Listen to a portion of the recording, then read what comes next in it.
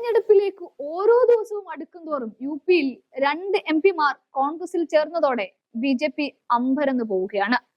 400ഓളം seat സ്വപ്നം കണ്ട് 370 സീറ്റുകളിൽ നിർബന്ധമായും ജയിച്ച് ഏറ്റവും വലിയ ഒറ്റകക്ഷിയാക്കാനുള്ള BJPയുടെ ശ്രമത്തിനാണിപ്പോൾ കനത്ത അടികിട്ടിയിരിക്കുന്നത്. ആരെയൊക്കെ ചാക്കിട്ട് പിടിക്കാവോ അവരെയൊക്കെ പണമെറിഞ്ഞും സ്ഥാനങ്ങളും സീറ്റും ഒക്കെ ഓഫർ ചെയ്തുകൊണ്ട് BJP പലരെയും തങ്ങളുടെ പാളയത്തിൽ എത്തിക്കുമ്പോൾ തന്നെയാണ് ചിലർ കോൺഗ്രസിനൊപ്പം ചേർന്ന് ഇന്ത്യ മുന്നണിക്ക് ശക്തി പകരുന്നത്.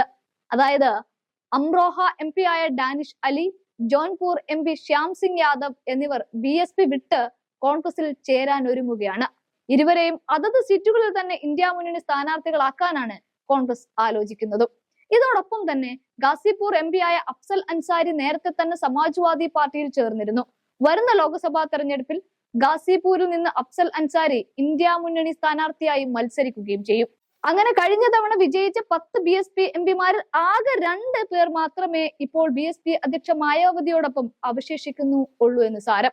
ഇന്ത്യ മുന്നണിയുടെ ഭാഗമാവാൻ കോൺഗ്രസ് BSPയെ ക്ഷണിച്ചിരുന്നുവെങ്കിലും മായാവതി ആ ക്ഷണത്തെ തള്ളിക്കളയുകയായിരുന്നു. ഒറ്റയ്ക്ക് മത്സരിക്കുമെന്നാണ് BSP പ്രഖ്യാപിച്ചിരിക്കുന്നത്.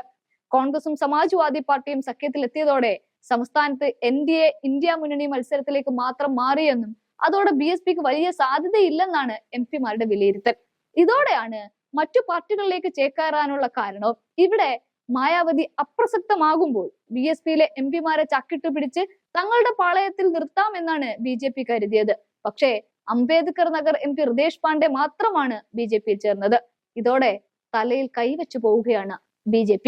കാരണം UP അവർക്ക് മാത്രമുള്ളതാണ് എന്നൊരു ധാരണയുണ്ടായിരുന്നു.